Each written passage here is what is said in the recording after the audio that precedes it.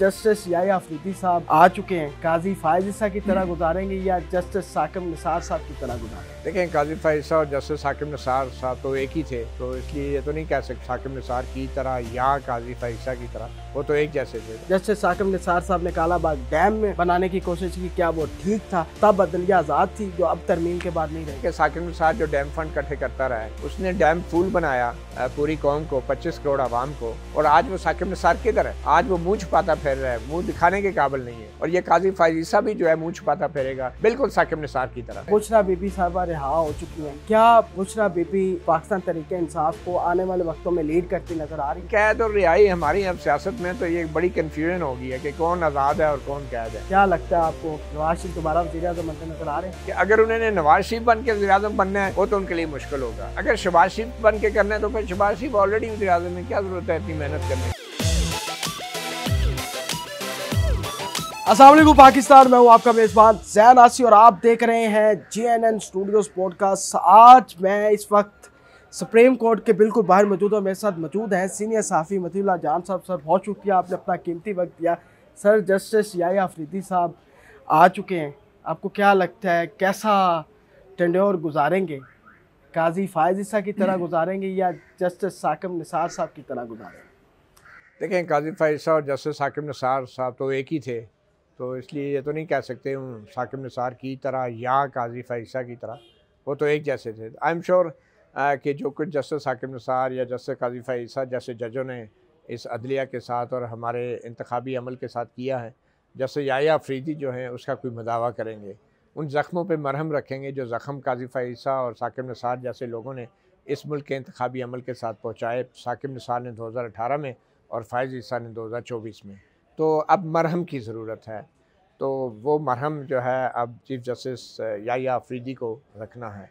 उसका बेहतरीन तरीका यही है कि जिस मतनाज़ा तरीके से ये आइनी तरमीम की गई है और इसमें जिस तरीके से सुप्रीम कोर्ट को अब कंट्रोल करने की कोशिश की जा रही है नाम नहाद जुडिशल कमीशन के ज़रिए, जिसमें सियासतदानों को भी बिठाया जाएगा, तो इस सारे सूरत-ए-हाल के बावजूद चीफ़ जस्टिस याह्या अफरीदी को एक कायदाना सलाहियत का मुज़ाहरा करना है सुप्रीम कोर्ट के 16 जजों की, और उन्होंने जुडिशल कमीशन के अंदर भी और जुडिशल कमीशन के बाहर भी जिस किस्म का नया निज़ाम लाया गया है उसको पहले आइनी अंदाज में उसका जायज़ा लेना है। उसका बेहतरीन तरीका ये है कि जो जस्टिस मंसूर अली शाह ने एक ख़त भी आज लिखा है कि जो सदारती ऑर्डिनेंस के ज़रिए जजेस कमेटी बना के फिर एक फ़ैसला लिया गया 63A का और फिर उसके नतीजे में आइनी तरमीम आई, तो उस सदारती ऑर्डिनेंस का जायज़ा लेना बहुत ज़रूरी है। चाहे वो फुल कोर्ट इंतज़ामी साइड पे इजलास की सूरत में ले या फिर फुल कोर्ट अदालत के तौर पे बैठे कमरा अदालत में और सदारती ऑर्डिनेंस का जायज़ा ले, क्योंकि जब तक उस सदारती ऑर्डिनेंस की आइनी हैसियत तय नहीं होती, आल्दो कि अब तो आइनी तरमीम आ गई है, शायद सदारती ऑर्डिनेंस और प्रैक्टिस प्रोसीजर एक्ट इतना अब रेलिवेंट नहीं रहा, मगर इसके बावजूद भी जुडिशल कमीशन भी जो बना है इसमें भी शायद जस्टिस मंसूर अली शाह और जस्टिस मुनीब अख्तर या कोई और जजेस जो हैं वो शायद वो कहें कि हम इस जुडिशल कमीशन में भी नहीं बैठ सकते। बहरहाल इस वक्त तो जस्टिस मंसूर अली शाह उम्रा पे हैं, तो मेरे ख्याल में सबसे पहला काम तो यही करना है कि जुडिशल कमीशन जो है उसकी तश्कील के हवाले से, बल्कि आइनी तरमीम के हवाले से फुल कोर्ट अदालत जो है वो उन दरख्वास्तों को टेकअप करे जिन दरख्वास्तों में 26वीं आइनी तरमीम को चैलेंज किया गया है, और यही सबसे बड़ा चैलेंज है जस्टिस याह्या अफरीदी का। अगर वो काम जस्टिस याह्या अफरीदी नहीं करते, आइनी जो तरमीम है उसके ख़िलाफ़ दरख्वास्तों को टेकअप नहीं करते, तो फिर मसले शुरू होंगे, मसाइल शुरू होंगे। सर, आपने कहा कि चैलेंज एक आइन को चैलेंज किया जा रहा है जो आइन के अंदर तरमीम की जा रही है, इससे तो पार्लियामेंट कभी भी सुपीरियर नहीं रहेगी, और पार्लियामेंट तो हमेशा सुपीरियर है। 1973 का आइन पार्लियामेंट को सुपीरियर कहता है। ये एक इंस्टीट्यूशन है, इसका काम नहीं है पार्लियामेंट से ज़्यादा सुपीरियर होना। तो अगर ये चैलेंज कर रहे हैं, अगर इसको भी फिर उसी तरह ही डील किया गया, अगर ये एक्सेप्ट हो जाता है और कल को ये तरमीम खारिज कर दी जाती है, फिर आइन भी हम रहने देते हैं पाकिस्तान के आइन को भी। देखें, पार्लियामेंट और आइन बिल्कुल सुप्रीम है, और पूरी दुनिया में जो जमहूरी ममालिक हैं वहाँ पे ये दोनों इनकी बालादस्ती होती है, लेकिन ये है पार्लियामेंट और आइन। पार्लियामेंट क्या है? पार्लियामेंट वो है कि जो साफ शफाफ इंतखाबात के ज़रिए लोग मुंतखब होकर आते हैं। पार्लियामेंट वो नहीं है कि काजी फायज ईसा जैसे जज जो हैं वो एक बड़ी सियासी जमात का निशान, इंतखाबी निशान ले लें और फिर खामोश तमाशाई बन जाए कि जब उस बड़ी सियासी जमात को इंतखाबी अमल में बतौर सियासी जमात हिस्सा ना लेने दिया जा रहा हो और चुप करके तमाशा देखते रहें। अच्छा सर, आप काजी फायज ईसा साहब के हवाले से कह रहे हैं कि मैं ज़रा बात पूरी कर लूँ कि पार्लियामेंट वो है जो साफ शफाफ इंतखाबात के नतीजे में वजूद में आती है, और फिर पार्लियामेंट वो है कि जो मुकम्मल होती है। ये नहीं होता कि एक सूबे के जो 12-13 सेनेटर हैं उनका इंतखाब भी ना हुआ। फिर पार्लियामेंट वो है कि जो आइन के मुताबिक तमाम सियासी जमातों को उनके जीते हुए अरकान के तनासब से तमाम मखसूस नशिस्तें दी जाती हैं। तो जब ये कोई चीज़ इनमें से नहीं है तो फिर पार्लियामेंट तो मुकम्मल ही नहीं है। जब पार्लियामेंट मुकम्मल नहीं है तो फिर बालादस्त कैसे है? तो मेरे ख्याल में पहले वो तमाम लवाजमात बालादस्ती के पार्लियामेंट को पूरा करने होंगे, उसके बाद वो बालादस्त होगी। मगर यानी कि 27वीं तरमीम होने वाली है, आगे आने वाला आइन। बात यह है कि पार्लियामेंट वो है कि वो आइनी तरमीम जो है वो आइनी तरीके से मंजूर करे, फिर वो बालादस्त है।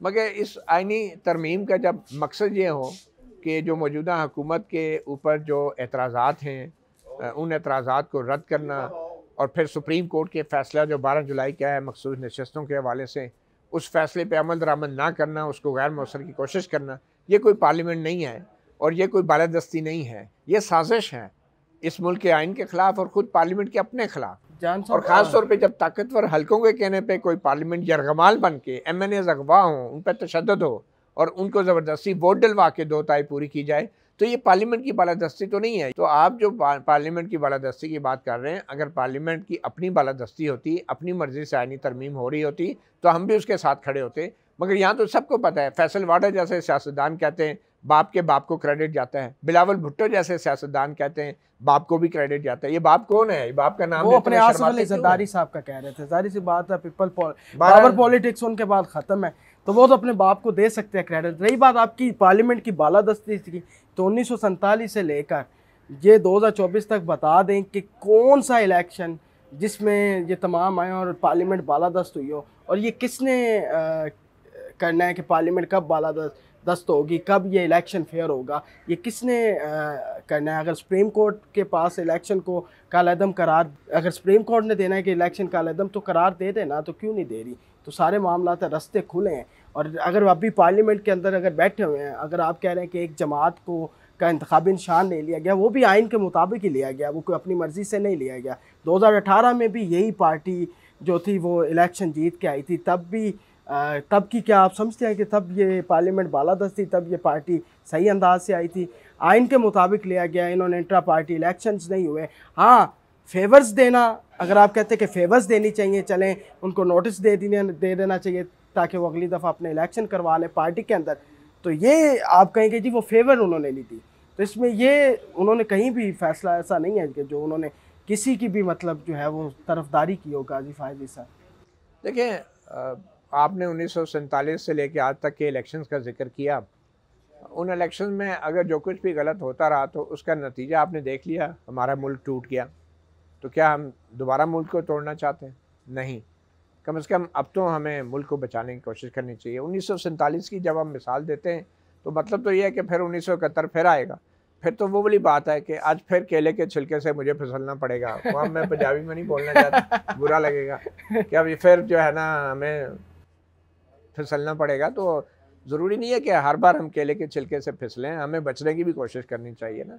अगर माजी की गलतियाँ हैं तो 2 wrongs don't make 1 right, ठीक है। हमें उन गलतियों को दोहराना नहीं चाहिए, उन गलतियों से सबक सीखना चाहिए।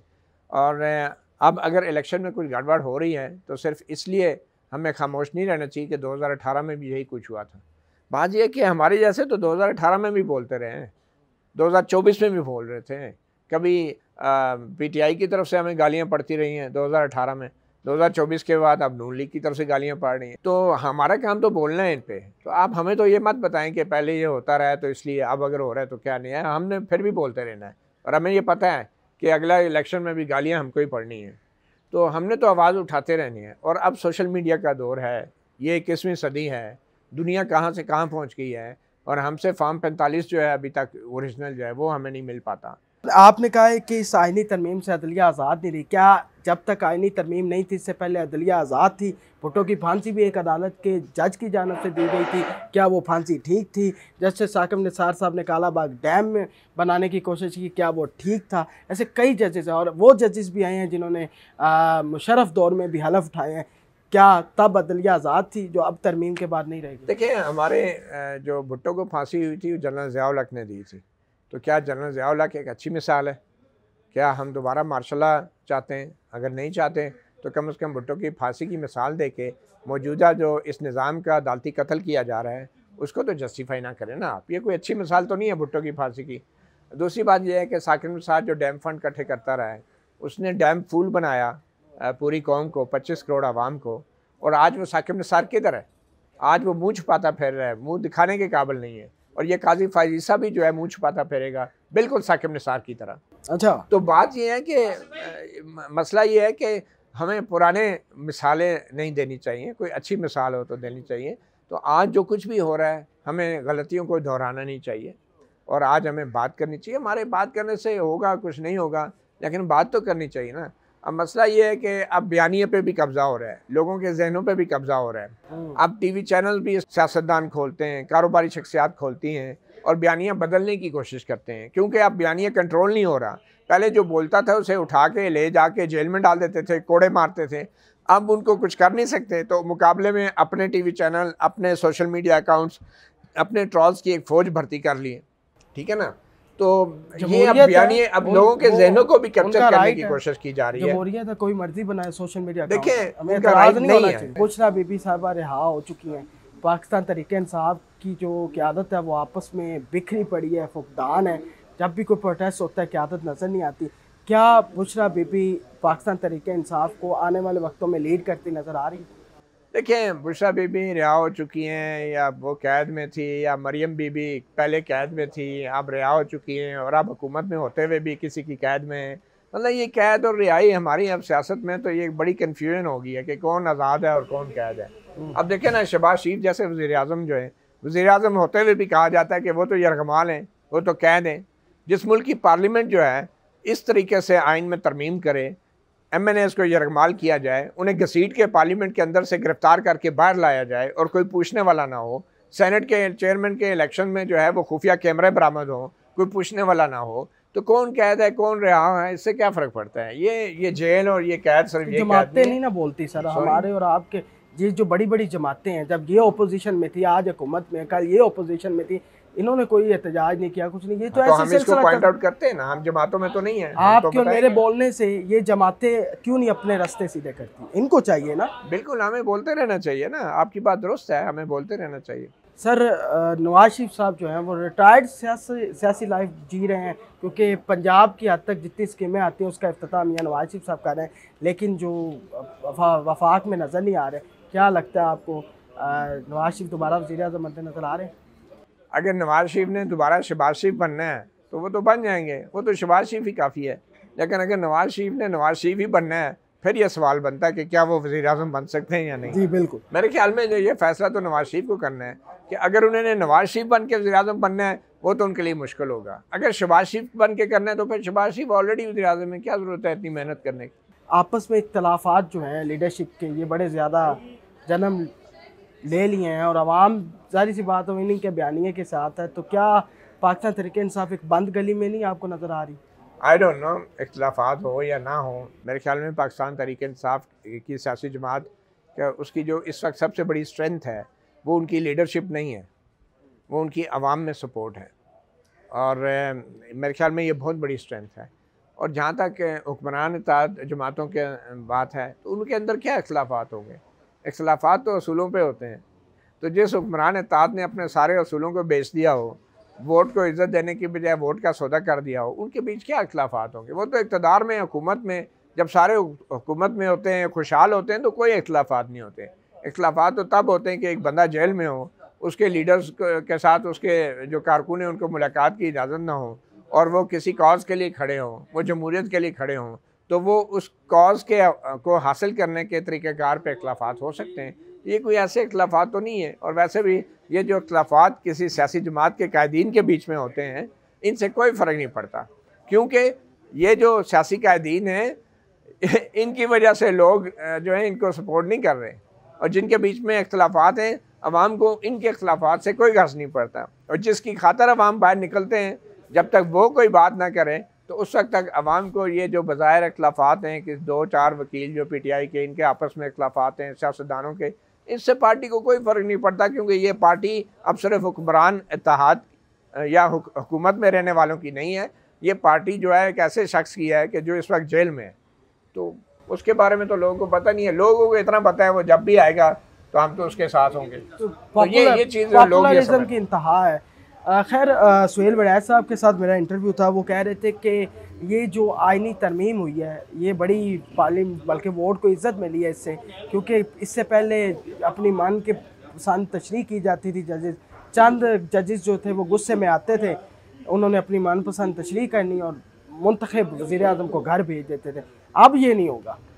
सुहेल वड़ैच साहब जो है ना बड़े बहादुर आदमी हैं, वो बिल्कुल दुरुस्त कहते हैं कि मुंतखब वज़ीर-ए-आज़म को ये जजेस घर भेजते थे अपनी मनपसंद तशरीह कर। हाँ, सुहेल वड़ैच साहब बहुत बहादुर आदमी है।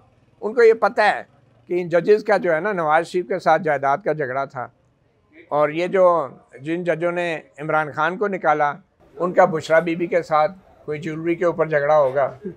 तो सुहेल वड़ैच साहब से बहादुर आदमी और बड़ा फ़लसफ़ी मैंने नहीं देखा, जो जनरल बाजवा की डॉक्ट्राइन बेचते रहे हैं, बड़े बड़े फुल पेज के कॉलम लिखते रहे हैं। उनको इतना नहीं पता कि जजेस जो है वो अपने ऊपर कोई चीज़ नहीं लेते हैं। अगर भुट्टो को फांसी लगाई थी तो वो नसीम हसन शाह ने नहीं लगाई थी, वो ज़िया हक ने लगवाई थी उनसे, ठीक है ना। तो जिस तरह सुहेल वड़ैच साहब बहादुर हैं, इसी तरह के ये मौजूदा सियासतदान भी बहादुर हैं।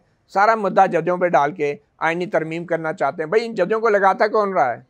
बातें करते हैं कि जनाब जजेस ने हमारे साथ ये जुल्म कर दिया, और भाई इन जजों को भी आप लगाते रहें, लेकिन ये मानने को तैयार नहीं है और आइनी तरमीम का एक जवाज़ गाड़ हैं सिर्फ इसलिए कि पुराना निज़ाम लाना चाहते हैं। जिस निज़ाम ने इनके नाना को फांसी दी, बिलावल भुट्टो के नाना को, बिलावल भुट्टो वही निज़ाम लाना चाहते हैं कि जो भी हुकूमत में होगा वो जजों को लगाएगा भी और जजों को डराएगा भी और अपनी मर्ज़ी के फ़ैसले भी लेगा। और अब तो हालत ये हो गई है कि बिलावल भुट्टो की इस आइनी तरमीम या शहबाज शरीफ की आइनी तरमीम की वजह से अब ये सियासतदान यहाँ सुप्रीम कोर्ट की बिल्डिंग में आके बैठेंगे और ये चीफ जस्टिस को और 3 सीनियर जजों को बताएंगे कि मेरे केस में ये वाला जज लगना चाहिए, मेरे केस में वो वाला जज लगा दो, ये यूथिया है, ये पटवारी है और ये जियाला है। और चीफ जस्टिस और 3 जजेस बैठ के उन सियासतदानों की ये बकवास सुनेंगे जुडिशल कमीशन में बैठ के और उनकी मर्जी के मुताबिक बेंच बनाएंगे। ये 27वीं तरमीम होती भी नज़र आ रही है आपको?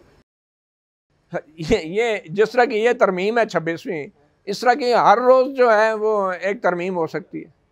हर एक रात गुजरने के बाद अगले रोज़ हमारी पार्लियामेंटेरियन जो हैं वो, मैं कहता हूँ 2 तारीख तो क्या, वो तमाम के तमाम जो है मुत्तफ़क़ा तौर पे इसको वोट देने को तैयार हो जाएंगे। बस रात गुजरने की देर। कौमी हुकूमत के चर्चे भी हो रहे हैं, कुछ तज्ज़िया निगार कह रहे हैं कि जी कौमी हुकूमत की तरफ बातें जा रही हैं, ऐसा कुछ है?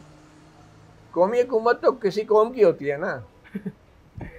मैं उस कौमी हुकूमत मैं डरता हूँ, मैं बहादुर नहीं हूँ सर।